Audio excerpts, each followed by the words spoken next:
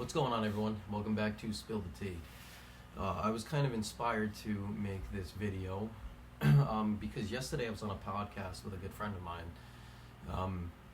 and she had kind of given me like a small little subtle compliment that honestly kind of made me stop in my tracks and self-reflect just a little bit. And what she had told me was that she could see how much of a leader that I was, and how she framed it was regulated masculinity. And for a little while on her podcast, we dove into that just for a little bit. We talked about, especially heavily around the stigma around, men in today's culture, what leadership is supposed to look like, what masculinity is supposed to look like. We talked about situations, that stemmed from my past military career, things that have happened recently within, group dynamics within that military aspect, and how all of that, helps shape the way men show up in life. And so today, I wanted to be able to talk about what regulated masculinity looks like, because to me, it's not what most people, think it looks like. So before I go any further into that, I want this to be known that I'm not here to, rewrite anyone's belief system. Everyone has their own perspective, and everyone has their own experiences through life. And I'm not here to sit there and tell you that you're right or that you're wrong. What I'm simply trying to do is just create an open dialogue between people, because again, that's what this channel is based on. This channel is based on us being able to talk about the uncomfortable stuff, where we talked about the nuanced things, and usually we talk about the stuff that most people avoid. And we try to have an open dialect instead of just people basically telling you how to conform to their own belief systems. So, and I'm very understanding that in today's culture, masculinity is a very, very sensitive topic. Some people will reframe it as toxic. A lot of people actually think that a lot of masculinity talk is under attack. And some people think that, certain levels of masculinity need to be softened. While other people, may think that the topic around masculinity means to be stronger. And so instead of, arguing those extremes, I just wanted to talk about, regulation around it, and because that's what ultimately frames the difference between the two.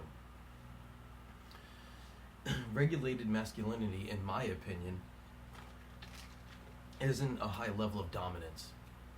It's not volume, and it's not trying to control. It's not about being the loudest guy in the room, or the flashiest guy on the internet, or the guy with the most decked out, expensive everything and anything. To me, that's not masculinity. It's not never admitting that you're wrong. It's not about suppressing your emotions either. To me, that's insecurity dressed up as power. In the military, I've seen both type of leaders. I have been around and I have seen leaders who led through fear and hyper-independence, and people would obey them, but they never respected them behind closed doors. But on the opposite spectrum, I've also seen leaders who are calm, they're emotionally regulated, and they're willing to listen to ideas and thoughts without overindulging them.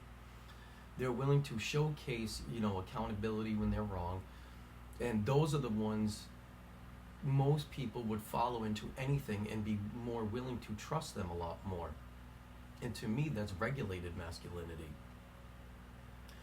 My belief, and what I know to be true in my heart, is that leadership isn't tested just in meetings. It's heavily tested in relationships, because that is where the real you actually showcases and comes out. Especially for a man, it's tested when your woman slightly challenges you. She might start saying things that start to get under your skin. And it's not because, she's trying to piss you off. It's simply because subconsciously she may be trying to communicate, tell you, or ask you to step up to the plate, to be able to handle more responsibility or handle the responsibility that you have better than what's being provided. And that is not an attack. That is just a test of your regulation. It's tested also, when your friends, the people that you surround yourself, your peers, even coworkers, when they disagree with you.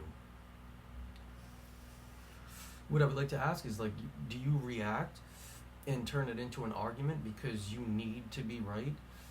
Or do you simply pause and say, well, let me understand your perspective? Do you use that small little time frame and use it as a place to learn instead of a place of trying to prove yourself? It's tested when someone calls you out on a mistake. Do you immediately jump into defense mode? Or do you say, you know what, you're right, I messed that up? It's tested when your ego wants to react, because your ego always wants to react first. Leadership responds slowly. If you can regulate yourself in those moments, you're not leading, you're reacting. If you cannot regulate yourself in those moments, you're not leading, you're reacting.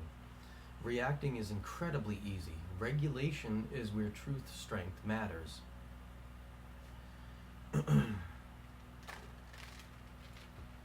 In life, as you start to portray a real leader, you also know and you learn when to take the reins. But you also start to embody when you let somebody else who may have a better solution take that wheel and drive. You become secure enough inside yourself to sit there and say, you know what, let's try it your way. That doesn't make you weak. That makes you confident. It makes you self-controlled. And when it's your time to lead again, you're better at it. You become more wiser because you've learned from other people. And also, if it fails, you don't sit there and you don't shame people or yourself. You don't sit there and you don't ridicule other people or yourself. You don't explode. You don't point fingers at every wrongdoing. You don't sit there and try to nitpick and point out all the wrongdoings from every side. You simply just say, okay, like that didn't go as planned. Let's recalibrate. Let's dust the dirt off our shoulders, and let's just try this way. And that is what creates safety amongst other people. Not only safety within inside yourself, but safety for the people that are around you. That, to me, in my opinion, is where true leadership is born. That's a level of masculinity that doesn't need to dominate just to feel powerful. And also, that's where earned respect is born. So now when you step into a room, people can sense that earned respect. It's something that is not easily taken from you, where you have to demand respect. It's earned. And I would like to also talk about the stigma that's around men and vulnerability, because this also plays a very key piece in becoming a true leader. To me, you can't be a true leader if you're scared to open up, if you're scared to face that level of vulnerability, or you're scared to unwillingly showcase that ability, and be able to also accurately articulate what's going on inside you and also what's going on around you. You can't be willing to lead if you're terrified of being wrong, or feeling hurt, or feeling scared, without it completely engulfing you. You can't be willing to lead if your ego constantly collapses the moment someone else shines, and you feel like you need to retaliate just to regain that level of control again. People don't subconsciously follow that aggression. They most likely will comply with it, but they will comply with it because they're scared to disagree with you. And once that fear enters the room, that becomes a level of conformity, not respect. And that's not a place people truly want to stay in. Where people truly want to stay is they're more prone and more likely to follow stability. If you can showcase that level of vulnerability, if you have a good level and a key insight to articulation, and as well as your emotional control and critical thinking skills, people learn that from you subconsciously without you ever even preaching it. The way that I frame that in my own life, and the metaphor that I always use, is you cannot preach what you don't practice. You don't talk about leadership, you just showcase it. It becomes who you are naturally. In my own life, and I'm not just speaking from theory, a lot of what I talk about is from lived experiences, from my own perspectives, and from what I have seen in the many places that I've been in life, and what I was willing to observe and learn from. I was willing to learn and observe from the military, from the relationships that I've been in, from the friendships that I've carried, that friendships that I still carry that have now lasted 20 plus years, and also from other men who are leaders. You know, from failing as a leader to admitting defeat, but never willing to give up on the war. You learn, you grow. And I'm not asking anyone to agree with me, I'm just simply asking people to reflect. To me, what does masculinity look like to you in your life? How has it shown up for you? How do you contribute to it? And how does it also play out in your relationships or your work or in your friendships? How do you also respond to it?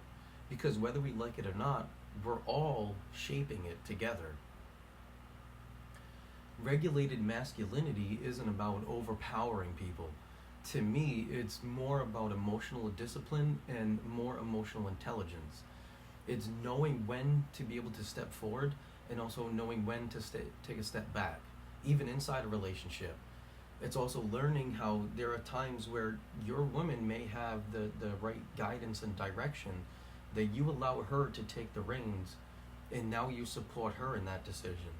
And if things were to fail, you don't sit there and throw criticism her way.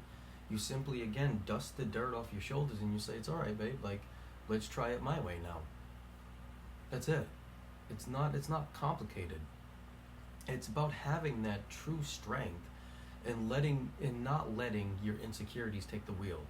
It's about having inner control and inner power without stirring up chaos all around you.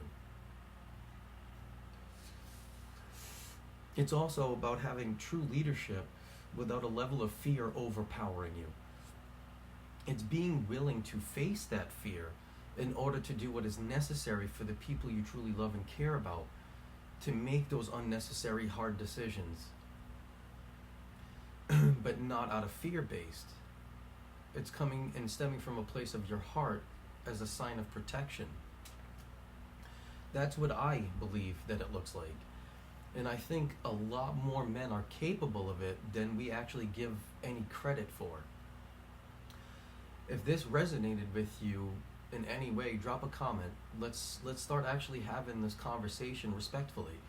You know, and what I wanted to do is give a huge shout out to my friend Destiny for that powerful conversation. You can also find her podcast in the link with the description and below. If you're also hoping or willing to go deeper into where a lot of this perspective comes from, my book, A Child Called Home, which is sitting right next to me, is available now. The links for that are also in the description as well. Feel free to stop in, drop a like, drop a comment. Don't forget to check out the Gumroad link if you just need some sort of guidance through your life. That link is also in the description, and hopefully I look forward to seeing you guys in the next one and hearing from all your comments. Thanks, guys. Bye.